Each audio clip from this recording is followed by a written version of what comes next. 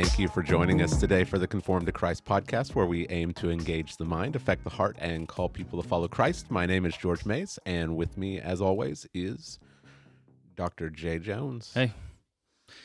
Good morning. Good morning. Yep. How are you today? I'm doing pretty good. Yeah. Not bad. All right. Doing better than you today, George. You think so? George came in a little grumpy. I wouldn't say I'm grumpy. I don't think I'm grumpy. Yeah, it's just one of those days. It's just, it's a Monday for us. It's just a Monday. Yeah, it is. Mondays can be tough days. Yeah. They can be. Not all the time. I'm doing all right today. I don't know why. You don't? Just God's grace. You don't know why? Usually, Okay. Mondays, I'm Right. after you preach and do all day, ministry stuff, you're kind of just tired. And Right. I don't know. I guess I got a good night's sleep, man. Okay. I got plumbing stuff I got to go fix at my house. Oh, yeah. So I don't really have any excuse to be in a good mood, Okay. but I am. I don't know. That's good. Yeah. Yeah. So that's what I'll be going to do today. Fixing dishwasher hose stuff. Oh, really? Yeah. Okay. I'd offer to help, but I'd probably just make it worse. It's not a hard fix. It's an easy fix, but Okay. yeah. No big problem. Hopefully I can find the cord. That'll be the thing. Finding the actual one. Yeah. So, All right. yeah. Okay. All right. Well, today is Tex-Driven Tuesday, so we're going to be talking about the sermon that Jay preached on Sunday here at Christ Fellowship Church. And Jay, I thought I'd ask you a question before we begin. Surprises? What are you afraid of? What am I afraid of? Yeah, what are you afraid of? Man, I can honestly say, I feel like I can say this with all honesty. The only things I'm really afraid of are sharks. That's it. I think I've told you that before, dude. Yeah. Like I don't know. It's totally irrational. I think like it is. You live almost as far away from a shark that you possibly can get, Jay, here in Oklahoma. I don't. I'll probably never go on a cruise. People are like, cruises are awesome. Okay. I'm like, why would you do that? Yeah. So I don't know if it's that I'm scared of sharks or if I'm scared of, there's some phobia that's like of being in the middle of the ocean and like not being able to see what's under you. I don't know which it is, but I try to think in my mind, I think it's just sharks. It's so strange, but I'm not really scared of spiders or like snakes or, I don't know. I think being in the military like kind of helps you to get over a lot of fears. Yeah. They'll put you like up on high things, or they'll cram you, like you have to crawl through little holes. So the various phobias people have, they just have to confront them. Yeah. And get over it. Right. Learn to get over it. Sharks. Sharks. Me, dude. I try to think like, but being attacked by a bear in the woods would be bad. Uh-huh. I'm like, for some reason, you're not really afraid and that's way more possible. That is. Where, like, it's more likely a bear escapes from the zoo in Oklahoma City, like, takes a cross-country trek down here and hits me while I'm walking out to the car than sharks. But sharks send a shiver up my spine if I think about it. Uh-huh. I don't know. Well, all right. What are you afraid of? What am I afraid of? Well, the things that you're not afraid of, apparently. Spiders. Oh. Oh, man. And snakes. Really? I hate just the thought of snakes. Just, ugh. Really? Yeah. So fear factor? You're not getting the money? No. No, probably not. Yeah. Probably not. Yeah. But I think that the things I fear are things that a lot of people are afraid of. I mean, people are afraid of spiders. Yeah. People are afraid of snakes. They're just gross. Mm-hmm. Yeah. So we're talking about fear today, right? Yep. Talking about fear from John chapter 18, verses 12 through 27, but we're talking about a particular kind of fear, not a fear of spiders or snakes or sharks, but the fear of man, right? And I think that it's important before we jump in to recognize that there are really two kinds of fear. There is good fear, and there's bad fear. There's godly fear and there's ungodly fear. So godly fear would be fearing God. Yeah. Right? Also, there's the godly fear of preparing for danger. Yeah. So it's good if if you're walking along and there's a rattlesnake in your path and you're afraid. That's a good fear. Mm-hmm. That's a God-given fear, Right. so that we can be prepared for danger. Mm-hmm. But there's ungodly fear, right? And so we're going to be talking about ungodly fear today. Yeah. How would you maybe define ungodly fear? I think it is. It. How do you describe it? I don't really know how to put it into words. It's having a incorrect perspective. Start maybe there. Placing high worth in or more value in something that it deserves to have. So the reverse of that would be the loss of that thing then induces a type of fear that you're not meant to have toward other toward other people. So you could think about people losing a relationship with someone that is kind of takes them to a level of association that they're afraid to offend that person or cross them, because if they do, they may lose something that maybe that they shouldn't have been seeking in the first place. That's ungodly. Yeah. Power, losing power, is the fear of man is related to that too. Yeah. What can people do to me to take away the things that I have? This power that I think I need in my life. So the fear of that exposes another sin in a way. Yeah. Which it's an ungodly thing to desire and to seek power, right? I guess unless your plan is to totally use that in a selfless manner, then maybe it wouldn't be. I don't know. Ungodly fear is to fear things that we shouldn't fear, right? I guess that's the best way to describe it. We ought not to be afraid of what people think about us. Yeah. Like that shouldn't cripple us. Yeah. I think how I would define ungodly fear is in the very title we give it, ungodly. I think it's fear without reference to God, without thinking about God. Yeah. So if I was afraid of, spiders to like a crippling degree, so that I'm always fearful, that would be an ungodly fear. Yeah. Because it's without reference to the sovereignty and protection of God. Yeah, that's good. And so, like, fear of losing power, without reference to God, your power is an idol. Yeah.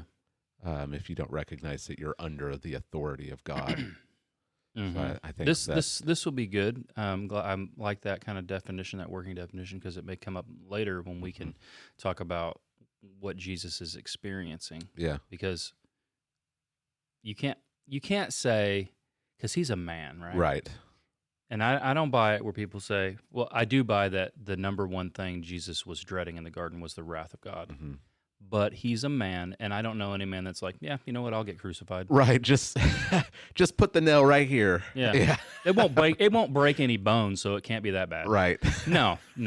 This is the most horrendous way to die. Yeah. And he's a man. Yeah. And of course, that had to make him a little afraid. I don't think that the question is, what does he do with it? Right. I don't think there'd be anything sinful in saying that Jesus flinched. Right. When they put the nail. Yeah. He obviously, it hurt. I'm sure he cried out. Yeah, I mean, it's he experienced pain. He had all the same nerve endings that we have. Yeah. The question is, what does he do with that fear? What's he do with that fear? Yeah, and in relationship to God, what does he do? So we're talking about a particular kind of fear in the passage today, the fear of man. That's not a fear that I think a lot of people would list, right? Like in those surveys that you see, the things that people fear, fear of man probably doesn't even make the list. They won't list it, but it's the most universal. Right, yeah. It's the one that transcends all cultures. Like it didn't, this isn't an American thing. Yeah. This transcends all cultures and classes of people and even time. Yeah. And all of human history and time. This is the one thing that I think everyone can say they've experienced before. Yeah. Yeah. So what is fear of man? Well, it can be as drastic as fearing your life. Like, what can someone do to you? Like, they can physically harm you or even take your life. There's that fear. There's the fear of losing reputation, power, losing prestige, losing your position. So you have an unnatural, or not an unnatural, because it's actually quite natural for the fallen man, but you have an unhealthy estimation of other people's view of you. That's another one. Yeah. Right? What do people think of me? Right. All of this can fall under that. I mean, peer pressure itself is a result of fear of man. Yep. Right? Going along because you don't want to be viewed as an outsider. Yeah, that's right. Okay. So why are we talking about fear of man today, Jay? Well, because we're talking about Peter betraying Jesus. That's where we are in this passage. And we want to know what's behind it. Like why? Like, how does he do it? Why does he do it? After seeing everything that he's seen, after swearing, right? It's like Right. no one, they'll all betray you, but I won't. Yeah. I'll die for you. Right. Jesus is like, no, you're going to deny me 3 times before the rooster crows. Right. And so we want to look at that. We see the motivations, because I think when you look at it, you can better understand yourself. And then also, there's a contrast between Peter and Jesus, I think, and you can better understand and have a better appreciation for all that he is on behalf of his people. Yeah. Okay.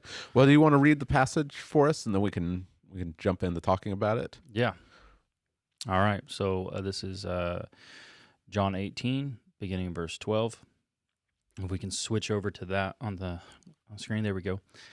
It says, so the band of soldiers and their captain and the officers of the Jews arrested Jesus and bound him. So this is right after the garden we talked about last week. Jesus, they confront him in the garden, or does he confront them? Right? That's the Right. that's the surprise twist kind of in there. So the band of soldiers, their captains, and the officers of the Jews arrested Jesus and bound him. First, they led him to Annas, for he was the father-in-law of Caiaphas, who was the high priest that year. It was Caiaphas who had advised the Jews that it would be expedient that one man should die for the people. Simon Peter followed Jesus, so did another disciple. Since that disciple was known to the high priest, he entered with Jesus into the courtyard of the high priest. But Peter stood outside at the door. So the other disciple, who was known to the high priest, went out and spoke to the servant girl who kept watch at the door, and brought Peter in. The servant girl at the door said to Peter, "You also are not one of this man's disciples, are you?" And he said, "I am not."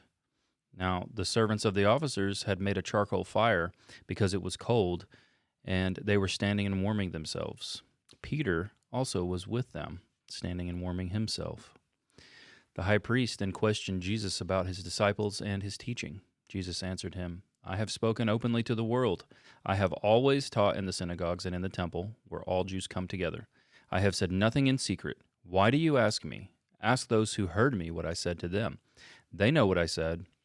When he had said these things, one of the officers standing by struck Jesus with his hand, saying, "Is that how you answer the high priest?" Jesus answered him, "If what I said is wrong, bear witness about the wrong. But if what I said is right, why do you strike me?" Annas then sent him bound to Caiaphas, the high priest. Now Simon Peter was standing and warming himself. So they said to him, "You also are not one of his disciples, are you?" And he denied it and said, "I am not." One of the servants of the high priest, a relative of the man whose ear Peter had cut off, asked, "Did I not see you in the garden with him?" And Peter again denied it, and at once a rooster crowed. All right. Well, you divided this into 3 points because it's more than just Peter and it's more than just Jesus. Yeah. There's the religious leaders also. Yep. Right? So you divided this so we could look at the fear of the Jews. Yeah. Then the fear of Peter. And then the bravery of Jesus. Yeah. So that's how we'll talk about it this morning. Okay, So let's do it. the fear of the Jews. All We right. see this in verses 12 through 14. These the cohort and these soldiers and servants, they probably don't realize how close they got to just being annihilated. Right. Like they just dodged the bullet here. They almost got Thanos snapped. Right. Because they come to bind Jesus, and he asks them, "Who are you seeking?" And they say, "Jesus of Nazareth." And he says, "I am." And they all fall down. Yeah. Right. So Jesus didn't want to get bound. There was no one. Yeah. There was no one in They're that not garden. binding him. There was no one in that garden who was going to be able to bind him. Yep. So this is it's just a quick descriptive sentence that we often just kind of glance at, don't really take any thought to, but it's important for us to realize that Jesus allowed himself to be bound. Right. Yeah. We don't have the sentence in the statement in Matthew's gospel where Jesus says, I could call down legions of angels from my Father to protect me if I wanted to. So Jesus has all this power, and this is his humility. His humiliation is that he allows himself to be bound. Yeah. Right? That's right. Yeah. But they take him to Annas, and so let's talk about the fear of the Jews. What's going on here, Jay? All right. So the narrative is like a back and a forth thing, right? So making an outline for people to grasp was a challenge in this, but I think verse 14 gives us a big textual clue that what we should go back to is 11, which then reveals to us our motivations. So I'll kind of walk through how we get there.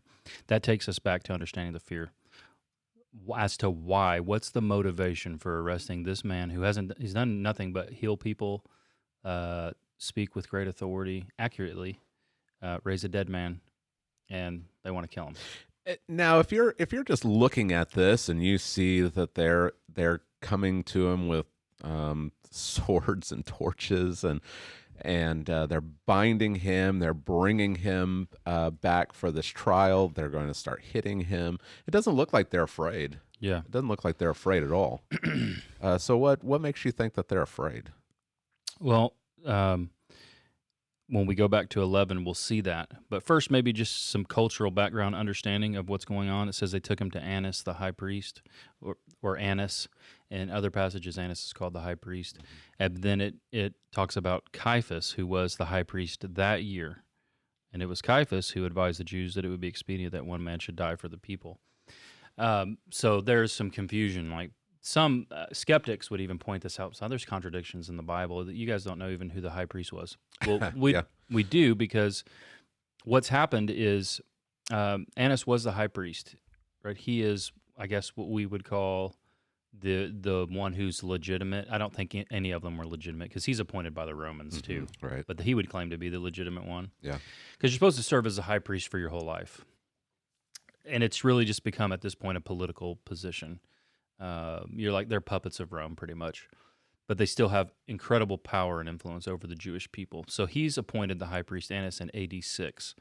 And he serves in that position until AD 15. And he's removed by the predecessor of Pontius Pilate. Okay. Pontius Pilate is the one they'll take Jesus to in a second. So he removes him, doesn't like him for whatever reason, but he has the power. He's like, nope, you're out of here. Someone else is coming in. Well, it's his son-in-law, Caiaphas, who's at this point the one who's been appointed. But in all the Jewish people's mind, Annas is still the power behind the high priesthood. There would also be 4 others who were Annas' sons. So the Romans would just change these guys out like nothing. Like, we don't like what you said. We don't like what you did. Get us another,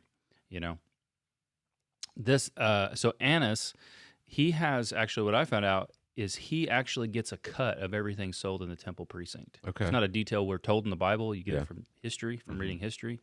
But he makes a lot of money. Yeah. And you remember Jesus has cleared the temple, right? I believe 2 times. He's done it at the beginning of his ministry, at the end. So there may be some monetary motivations to this as well. But I think we go with what the text says. Caiaphas, so it mentions, took him to Annas, and then they led him to Annas, for he was the father-in-law of Caiaphas, who was high priest that year. So they're taking Jesus to like this compound of houses that has a courtyard in the middle. It's like the high priest quarters where these guys would live. Annas probably had a side, Caiaphas had a side. Don't know for sure, but that's probably what it was. The courtyard there in the middle, and that's where they take him. And the comment is important in verse 14. It was Caiaphas who advised the Jews that it would be expedient that one man should die for the people. So that's their strategy. They're like, what? It's better to kill one man. And he prophesies on accident, I guess you would say. Right. Speaking about like what Jesus does for his people. Yeah. If you go back to 11, starting in verse 45, what happens is Jesus has just raised Lazarus from the dead, which obviously causes a lot of commotion. It's kind of a big deal. Yeah. Tons of Jews are gathering in Jerusalem during this time. It was around, I think, a week before Passover when this happened. So there's tons of people are crammed in here. Well, people believe, some of the Jews believe, he raised the dead man. Some run back and they tell the leading Jewish people, the Pharisees, the scribes, they call them here the council in John 11, which is a Sanhedrin, the ruling 70, the most powerful men in Israel. And they then devise a plan. We have to kill Jesus, right? And also, chapter 12, we find out, they say, we got to kill Lazarus too. Yeah. How crazy is that? Let's kill this guy that just got raised back to life. Right. He's the evidence. Yeah. We got to kill Jesus. We got to kill the evidence. And the motivation is found in the text. If you look at it in verse 47, so the chief priests and the Pharisees gathered the council and said, what are we to do, for this man performs many signs?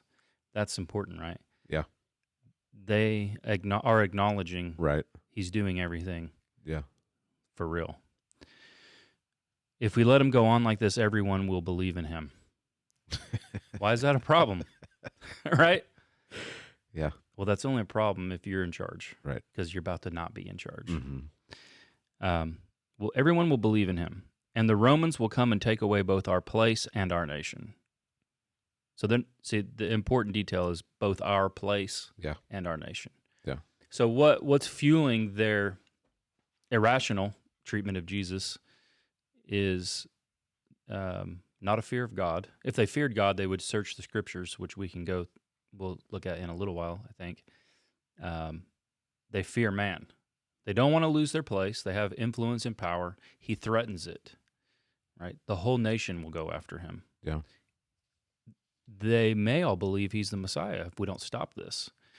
And the Romans will come and take away our place. We'll lose all. They'll remove us or they'll kill us all. Yeah. We might lose the whole nation. They might kill everybody. So instead of fearing God and going, okay, what's he been doing? And seeing how it all aligns up with Scripture and going, oh, well, look what God has done. And not fearing the Romans and like bowing down to Jesus, they go, I think they may have had a suspicion he was who he was. Yeah. And they're like, we can't have him. Well, it's like Herod. Right. It's like Herod in Matthew chapter 2 when the Magi come asking, where's the one who's been born king of the Jews? And he says, well, go find him and come back and tell me so I can go worship him too. Right. And he asks, where's the Messiah supposed to be born? And they tell him Bethlehem. And, right. And he, the Magi, they escape him and he kills all the children. Yeah. He is deliberately trying to kill the Messiah. Yep. It's not that he doesn't believe that the Messiah is going to be born in Bethlehem. It's that he believes it. He believes it, and he wants to kill him. Crazy.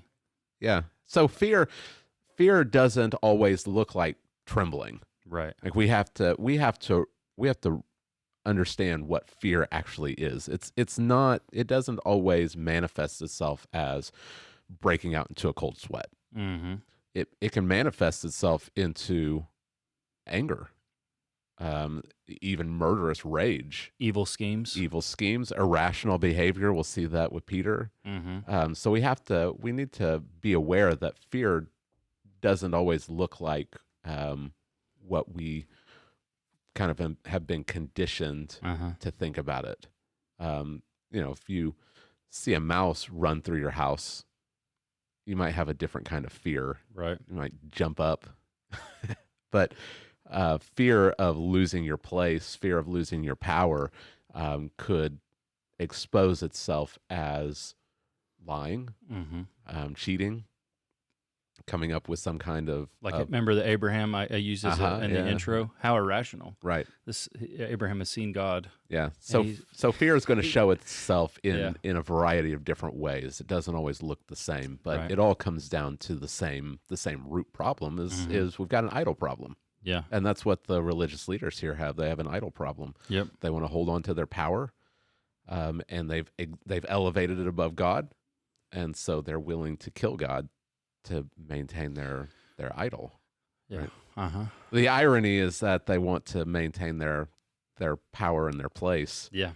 They're afraid that the Romans are going to destroy it, and it's actually because they kill the Messiah that the Romans come and destroy them and destroy the city in AD 70. That's right. Yeah. So when you try to hold on to it without any reference to God, without any thought to God, you're actually going to lose out anyway. Yeah.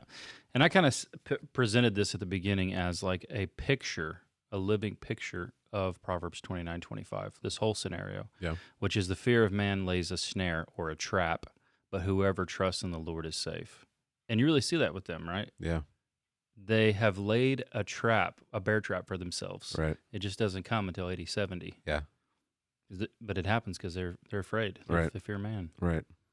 Okay, so fear of the Jews. Yeah. All right. Anything else you want to add to that? No, some more will come up in Okay. a little bit when we talk about Jesus standing before the priest and what they should have seen. Right. They examine his teaching. Right. Right. And we'll keep picking up on this as they go to Pilate also. Yeah. They've got some irrational things that they're going to do later on, right? Mm-hmm. Okay. All right. So let's talk about the fear of Peter, because that's kind of the big story that's going on here. Yeah. What's interesting about John's presentation of it is that it's not all together. Yeah. So he splits it up. Yeah. And you mentioned it. I think that you're right, that there's kind of a contrast between Peter and Jesus. Yeah. Right. Yeah. His narrative is broken, and there's like a literary device, I guess you would call it, which is that he was warming himself. Mm-hmm. And so if you look, I better turn back here. Peter was also with them, standing and warming himself. And then it goes to Jesus and and Annas the high priest. And then verse 25, Simon Peter was standing and warming himself. Okay. So it's like, here's a break in Peter's story with these two phrases. Yeah. And in the middle is Jesus. Yeah. And the being questioned. Okay. All right. So Peter follows Jesus. Probably at a fairly good distance, I imagine. After cutting off the high priest servant's ear, he probably is creeping behind. All right, and so does another disciple. Yeah. All right, who's this guy? Well, most people think that it's John, the writer of this gospel. Okay. So this other disciple, not named, walks into the high priest quarters. Okay, all right. Interesting stuff here. Yeah, that's right. It really is. It was kind of a new concept for me to think about, that they were like, how do you get in there? Right. You got guards and stuff, and policemen. Right. And soldiers. they're probably on high alert. Yeah. Bringing in Jesus. Yeah, I think there could be an insurrection. And this guy just walks in there. Well, the text says that he knew. He was known to the high priest, and that word "known" really means kind of like a close friend, like more than just an acquaintance. Like it's just somebody that you know from living in the area. Like they know each other pretty well. That's very interesting dynamic to think about. Jesus' disciples is well known to the high priest, enough to get in. And we know that there's a distinction because John is able to go in, while verse 16 says that Peter stood outside at the door. Yeah, he can't get in. So they didn't let just anybody in. Yeah. So they didn't know Peter, but they knew John. Mm-hmm. How is this possible, Jay? Well, there are a couple of theories. Well, first off, why is it John? What's the good evidence of it being John? Some people say, oh, this is just some disciple. Yeah. Well, the way John writes is he never names himself. Mm-hmm. Whenever he does talk about himself, he uses terms like this. Right. The disciple whom Jesus loved. Yeah. the one reclining at Jesus' side. And in here, another disciple. He names pretty much everybody else in this whole gospel. Yeah. Even Nicodemus. Right. Instead of saying, oh, just some random You Pharisee. even have Malchus being named, Right. but he doesn't name himself. Yeah. So not naming the disciple is a good indicator. It's him. Yeah. Another good indicator is the detail of a charcoal fire. Okay. You just say a fire, but he sees what kind of fire. Okay. So here's kind of the theories as to how this could be possible. Well, I think you say, here's the biblical evidence. There's biblical evidence John isn't poor, as we would think about fishermen. Mm-hmm. Like, we might think of Peter as poor because he's running an operation, right? He's just out there, mending his nets, grinding it out. But John's dad, so James and John, the sons of Zebedee, Jesus calls them to follow him, and when they come, Mark 1:19-20 tells us they leave the nets and their father and his servants. So they've apparently got a fishing operation where you got to have money to hire other servants that aren't your family. Right. So you have people working. So one idea is that that John's dad is pretty well off. This fishing operation is pretty successful.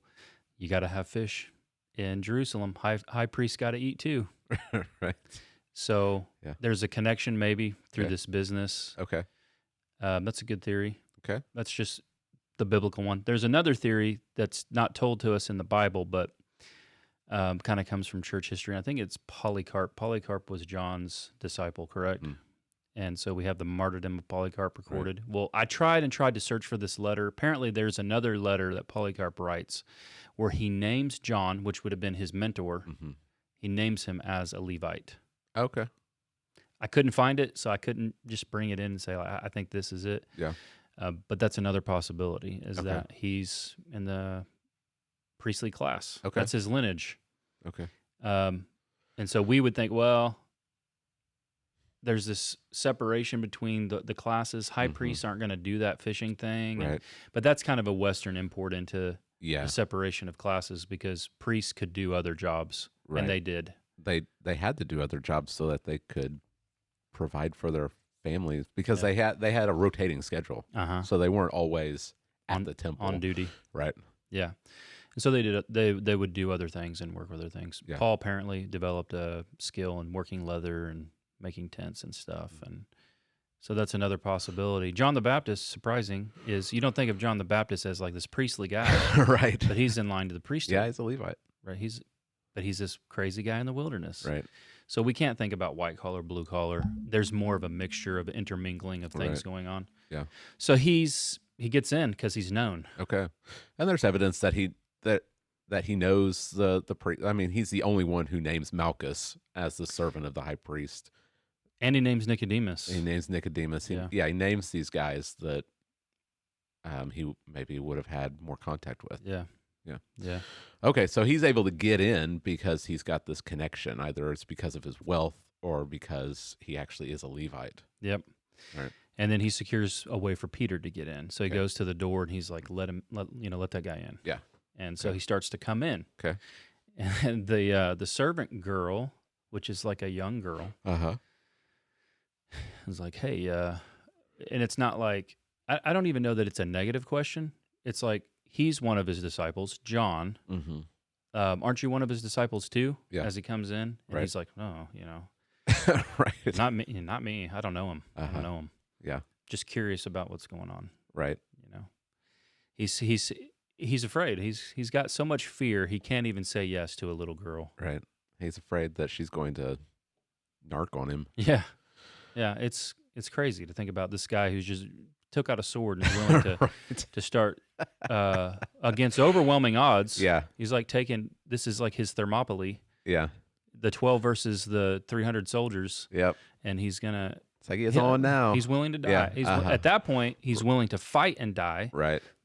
But he's not willing to follow Jesus' pattern. Yeah. And actually die. Yeah. And give himself up in humility. He's afraid. He's really afraid. I think his overreaction is a mask for his fear. Right. Yeah. Again, fear it manifests itself in different ways. Yeah. Yeah. So I agree with you. I think that him lashing out, that's because he's afraid. It's just another aspect of his fear. Yeah, he loses control of himself. Right. And so he lashed out. And his big like how bombastic he is. Right. And he in front of all of his buds, right? Yeah. They'll all fall away before me. Yeah. I'll never fall away. I'll die for you. Right. Like he's just spouts off at the mouth, and that's all that is just hiding who he really is as someone who's actually afraid to die for Jesus. Right. And so he denies to this little girl. Yeah. That's the first one. Okay, so we're looking for 3, right?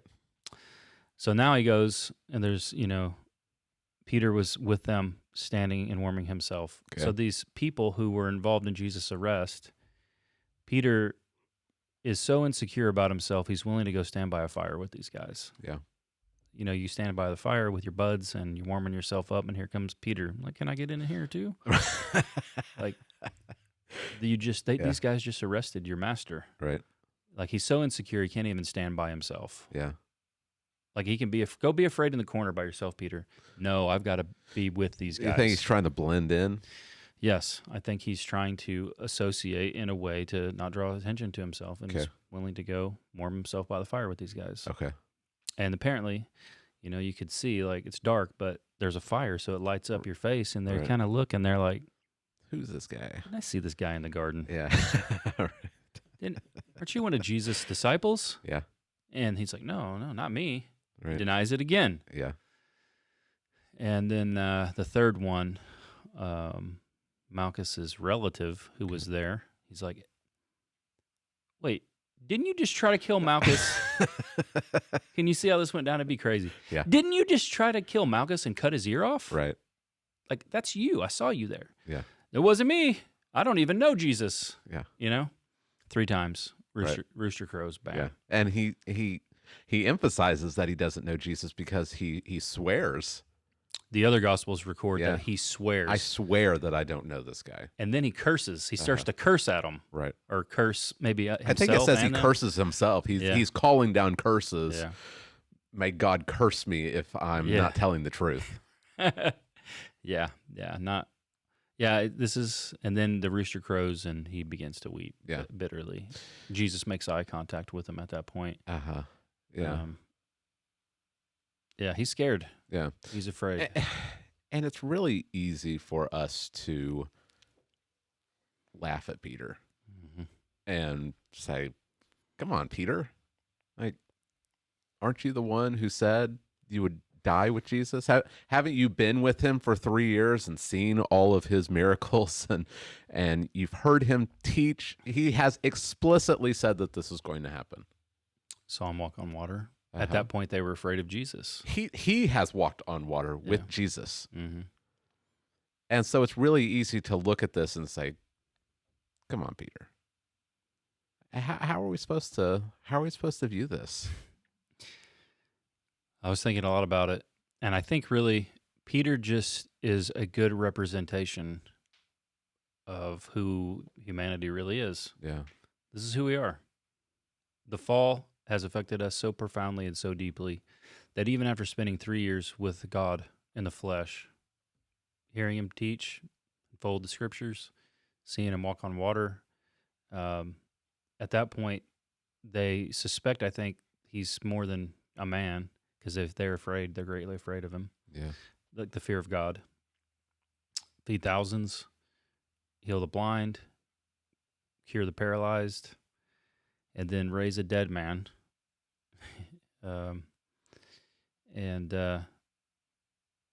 It seems irrational. Yeah. You'd think Jesus is who he says he is. I'll do anything to follow him. But the fear of man is a very powerful thing, and the fallen nature of man is also very powerful. And I thought about Elijah at this point, because he's totally irrational. Yeah. Like, he's a superhero. And kind of in my mind, until this clicked in my mind, and I don't know why it didn't really click till this week, but it did for me. Can we think about the Old Testament? characters like they're heroes. Yeah. They're superheroes, and especially him, because it's my favorite stories. Elijah at Mount Carmel, standing down all of the prophets of Baal and Asherah. There are 400 prophets of Baal, 450, I think, something like of Asherah. He thinks he's the only prophet of God left. Yeah. Though I think there are others God had preserved at the time, but he thinks he's the only one. And he's so brave that he says, let's have a competition of the gods. You will make a sacrifice. You call out to your God, and I'll call out to mine, and we'll see who's God today. And of course, you know the story, and he starts to mock them and make fun of them even. He's like, maybe he's using the bathroom, and they start to cut themselves and do all kinds of crazy stuff, not listening. He's like, okay, let's see. Throw water all over the sacrifice, just so you know what's real. And they douse it. It's totally saturated. He calls down fire. God sends fire down in front of them, burns it all up to nothing. And everybody knows at that point who God is, right? They're like, Yahweh is God, and this is Yahweh's man. And he takes those men down there and kills all of them. Yeah. He slays 400 men. And then he runs from a lady. The very next chapter, Ahab told Jezebel all that Elijah had done, and then she swears that before the day's over, she's going to kill Elijah. Right. And he runs. The text says, then he was afraid, and he rose and he ran for his life. That doesn't make any sense. Yeah. Right? All that he's done, God has done through him, all that he's seen. And it just tells me that we underestimate what we are capable of doing. We're like Peter in saying, I'll never do that. I'll never do that. That'll never be me. I'll never betray Jesus. Yep. We underestimate our fallenness, how deeply it's affected us. Yeah. And how powerful the fear of man really is. Right. Yeah, I mean, if you read through the Old Testament, you're going to be confronted with guys that are afraid. Mm-hmm. I mean, it starts all the way back in Genesis 3 with Adam being afraid. Mm-hmm. I would say even Cain, him lashing out is because of fear, the fear of rejection. We talked about Abraham. God gives him these promises. You're going to have a child through your wife. Mm-hmm. And the next verse, he's given his wife away, right? Yeah. She's not my wife. She's my sister. Because he's worried. He's like, they'll kill me. Yeah, he's afraid. They'll kill me and take you. Yeah. Look at the story of the judges. I mean, you've got Barak. He's so afraid he's not going to go fight unless Deborah goes with him. Gideon is afraid. Yeah, we've just got. I mean, we've got fear. Mm-hmm. Fear, and it will lead us to anger. It will lead to anxiety, lying, irrational thoughts, feelings, actions. Yeah. So I think that you're right. Peter, he stands as this kind of representative of this is what we're like. Yeah. If we examine our lives, we're not going to come off looking any better than Peter. How many times have we been asked, do you know Jesus? And we've been afraid. Right. We haven't spoken up. We've kind of softened it. Yeah, we're exactly like Peter. And I like you brought out, it's easy for us to see Peter here and say, well, this is before he's filled with the Holy Spirit. Right. But you brought up another instance later on. Yeah, because he does become this bold. He becomes this bold spokesman in Acts chapter 2. Yeah, but and he'll be willing to die for Jesus. Right. Yeah. Even be crucified. Right. But that doesn't mean that he's not still a man. He's still a sinner. He's still a sinner. He's still plagued with fear of man. It still is, in some sense, got him. Yeah. And he's battling against it. Not to say maybe he eventually got over it after this, and it would just be God's grace using another believer to point it out and to bring him out of it. But Paul records it in Galatians that that Peter was eating with the Gentiles until the Jews showed up. Those came from James, and then he separates himself from the Gentiles because he says because he feared the circumcision party. Yeah, he feared the Jews, and he said, Paul says, and this is such a big deal. It's out of step with the gospel. right. It's a threat to the gospel what you're doing. So he confronts him publicly, but you can see clearly he's not gotten over it yet, Right. like all of it. Yeah. He still battles with it. It comes up in various ways. So maybe after this it did. I don't know. Yeah. That it was God's grace to have Paul call him out so publicly. Yeah. Yeah. All right. So we've got the fear of Peter. Yeah.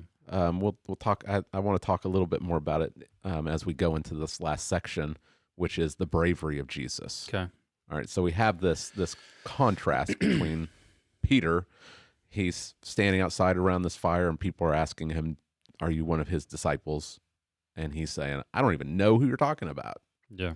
And there's Jesus inside, and he's surrounded by enemies, and his response is much different. Yeah. Right. Yeah. Mm-hmm. Yeah. Okay. So you can see the latter part of this proverb, Proverbs 29:25. The fear of man lays a trap or a snare, but whoever trusts in the Lord is safe. And so I kind of pose the question, like, who's the one in danger in this passage, like that we see here? We would think Jesus is in danger of being crucified, of dying, and while all those things are true, Jesus is trusting in the Lord here, and that's what I think what we see how clearly he is. He's not irrational. He's not fearful. He is trusting in God that even if they go through with this unjust trial and he is crucified, which he knows is going to happen, he'll be raised from the dead. And so he trusts God completely. He answers the questions accurately, all of them. He's not hiding anything. He's not concealing anything. He's open. So the high priest begins to question him about his disciples and his teaching. Now, there's no mention of disciples. I think Jesus just ignored it because he's not going to rat out his disciples. Right. Because he's not afraid. Peter's right outside. Yeah, we got let's bring him in. you know one of them. Right. Yeah, it's one of your buddies. Yeah, and the other guy over there is scared. That's him. Yeah, he doesn't even address the disciples. Yeah. The question maybe comes from like, how big is this? Can this insurrection be if it kicks off? Yeah, if we crucify Jesus, what kind of backlash will there be? He doesn't even talk about his disciples.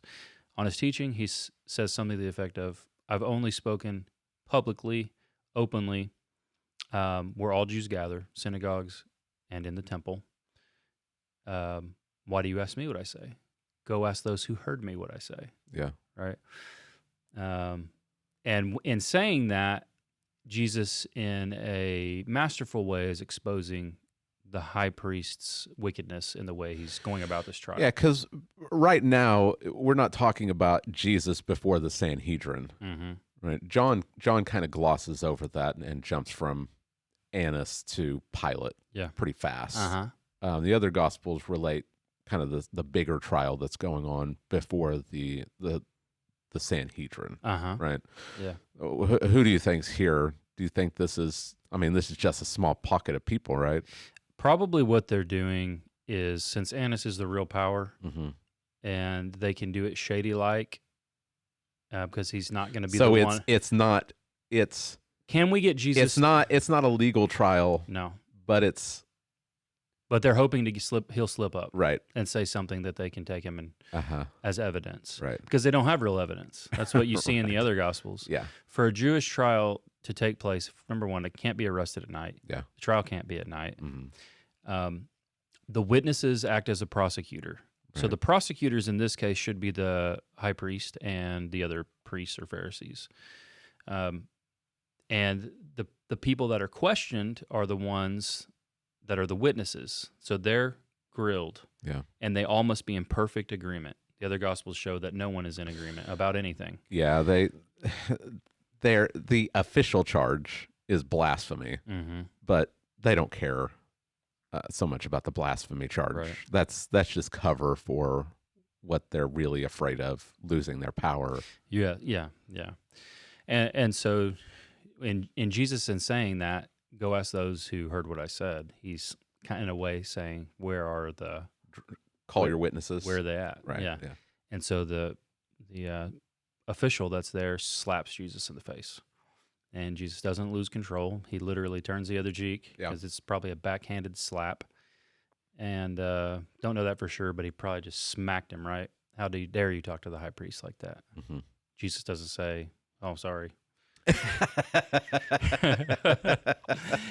He's like, if what I said is wrong, show me. Yeah.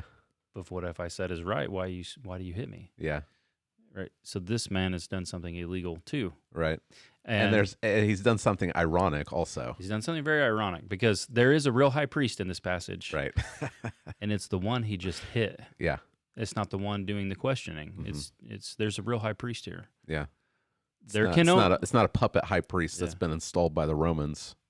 There can only be one high priest at a time. Right. Right. And there is one. Yeah. It's just not the one they think it is. Yeah. And it's this great irony that's there. And so he shows his bravery, his faithfulness. He's not hiding anything. He's not concealing. He's entrusted himself. He's trusting in God. Yeah.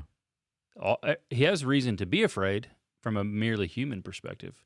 This man has incredible power. These other officials that are there, they do too. And he's not afraid of them.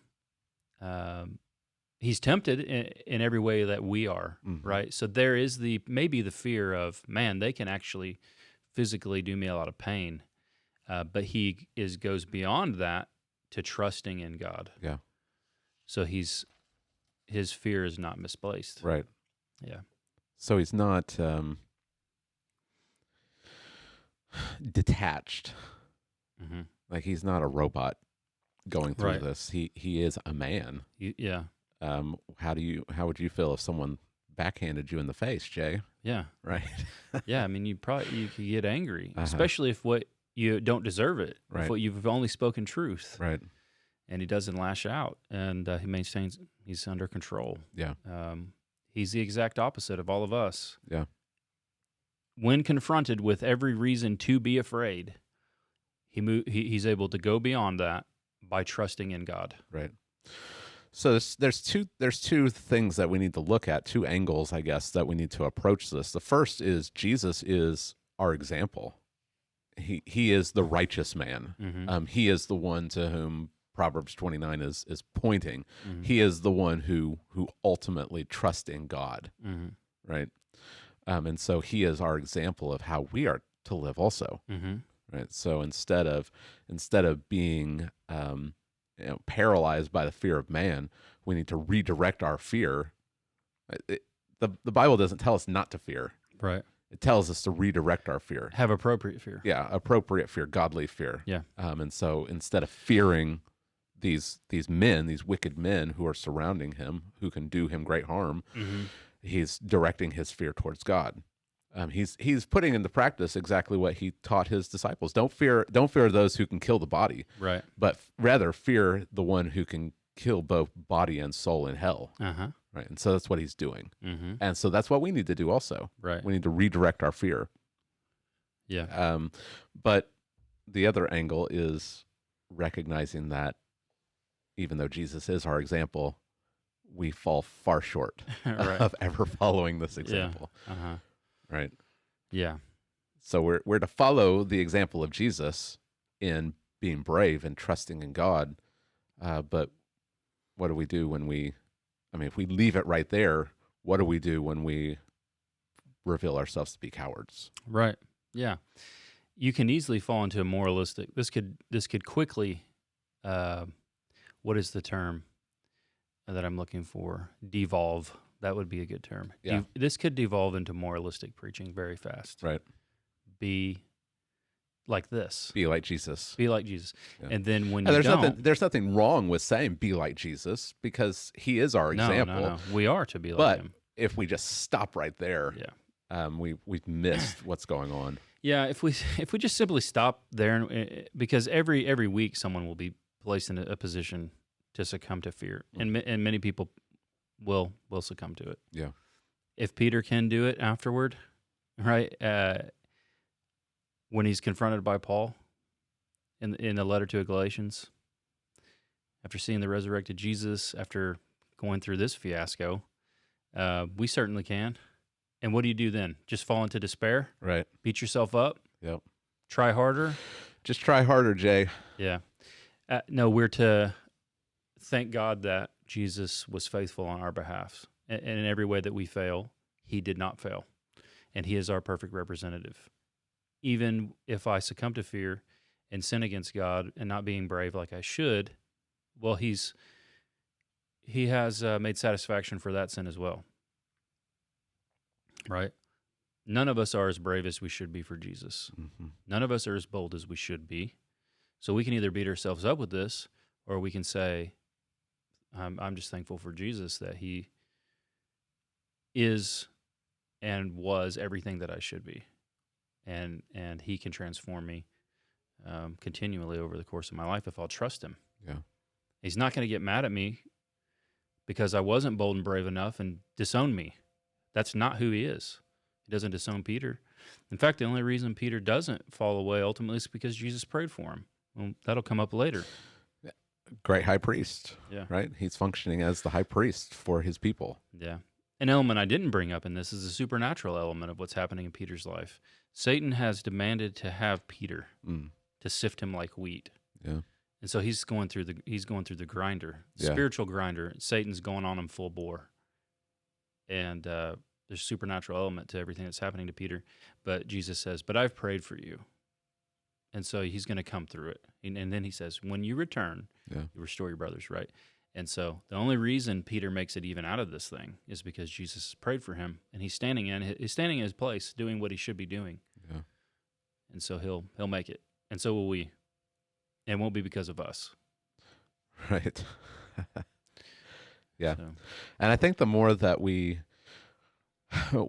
see that, the bolder we will become. Mm-hmm. Not because we're pumping ourselves up in front of a mirror, but as we are looking to Christ as our only hope, we're looking to him as our faithful great high priest, who has already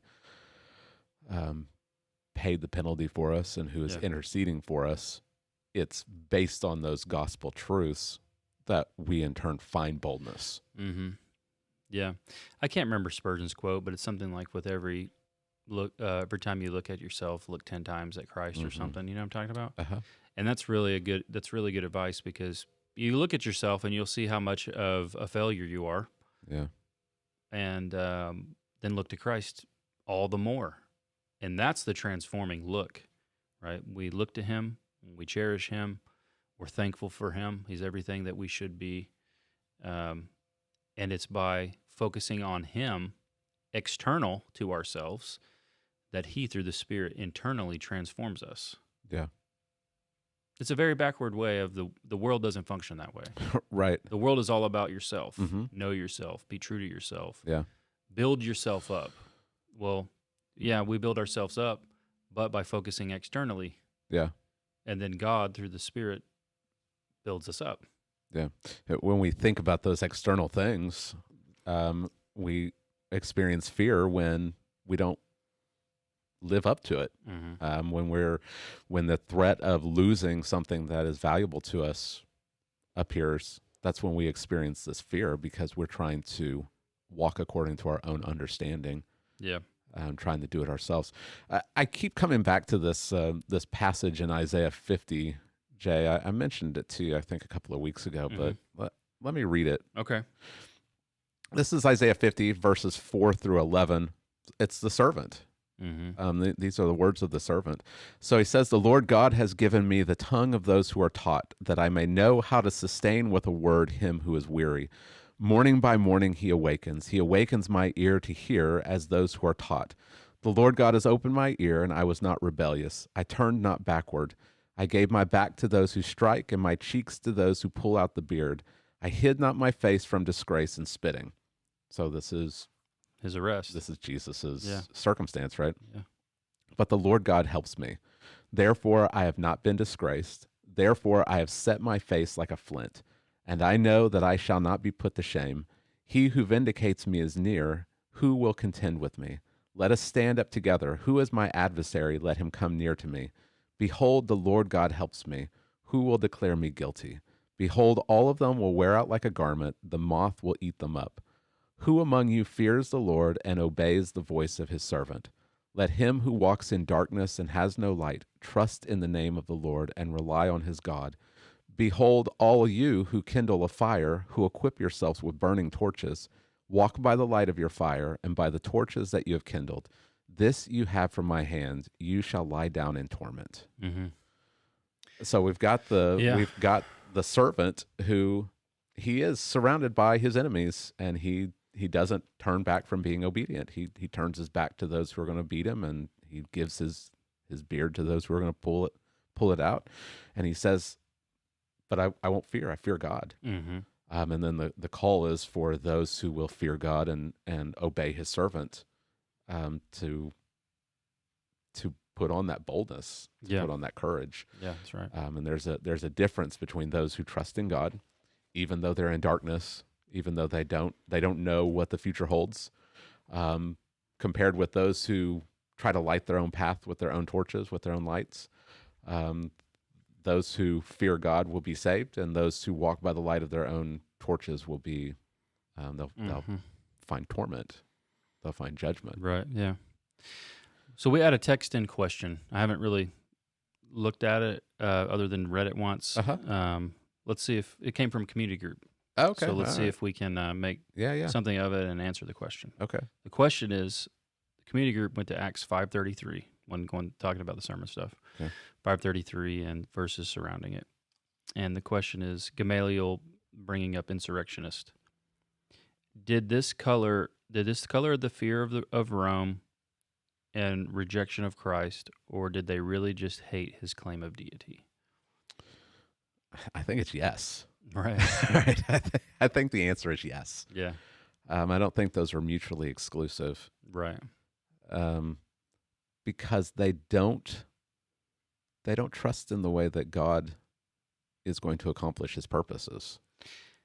Yeah, the example you gave earlier of Herod and the babies is a great example of kind of probably what's going on in their mind. I listed several of the prophecies, like as he's questioning Jesus about his teaching, right. He's like, everybody knows what I taught. Right? Yeah. And they know what he's done. They actually believe he's done all these things. This is what's crazy. They believe he's done all these signs, which John tells us these signs point to who he is so that we would believe. Yeah. They acknowledge them all. They say he teaches like one with authority, not like their teachers. Greatest teacher they've ever seen. Signs, miracles, wonders. And if they knew the scriptures, Jesus said, you search the scriptures because in them you think you have life, but you're not listening to the scriptures. Yeah, they point to me. They're all about me, and you won't come to me. Yeah. So what's going on? Right. Well, there's the fear element, and then there's also the element that they don't trust God to take care of history, to unfold, that it will unfold according to God's plan. Yeah. Like the list of the prophecies, I said, if they were listening, they'd get to some, right? They'd be like, oh, Bethlehem. Right. How much more explicit. And they're like, is he in the line of David? Anybody check? Is he David's line? Yes. All right. Miracles and signs.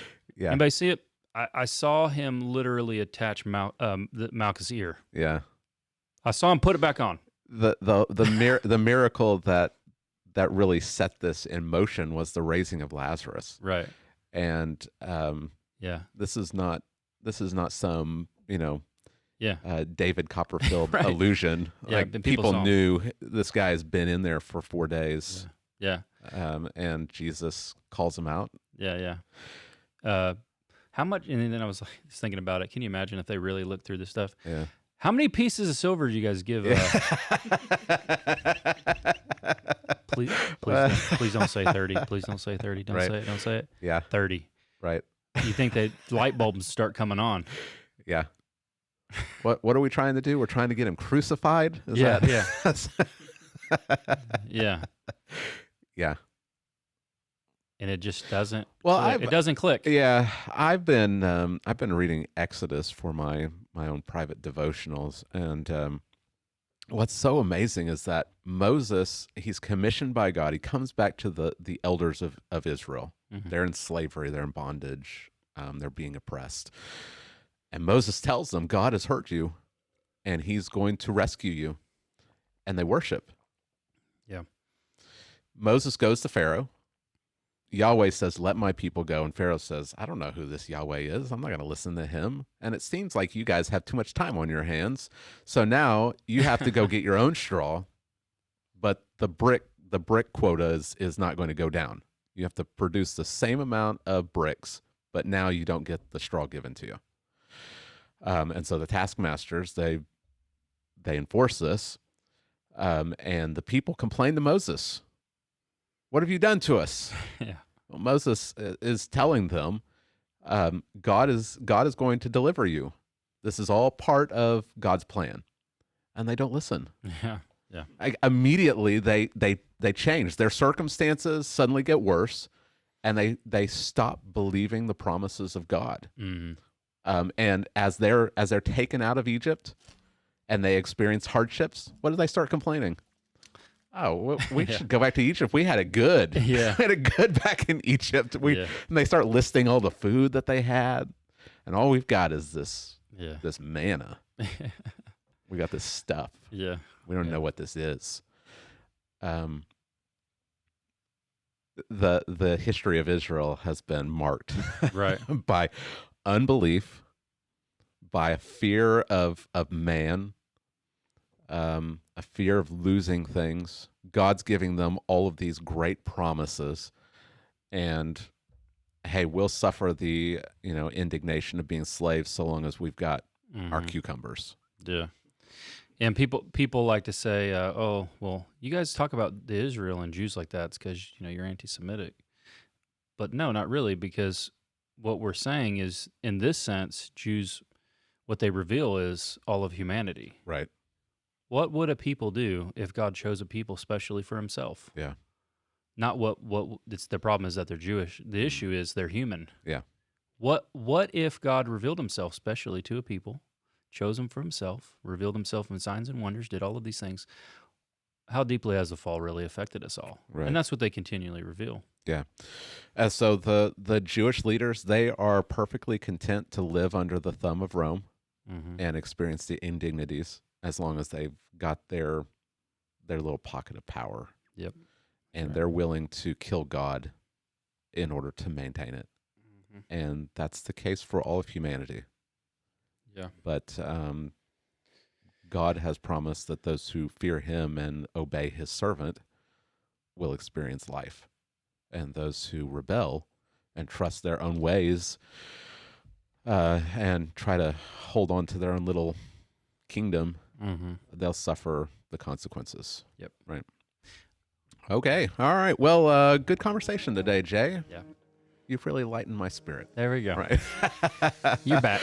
Hey, I like when people send in questions. So if you have questions, send them in. If you are a member of Christ Fellowship Church, you certainly can text Jay or I, and we can address those on the podcast, or you can send in an email. You can go to the website for Christ Fellowship Church, and you can send us an email with your questions, and we would be happy to address those questions here. We hope this has been helpful, and it's our prayer, as always, to help you become more and more conformed to Christ.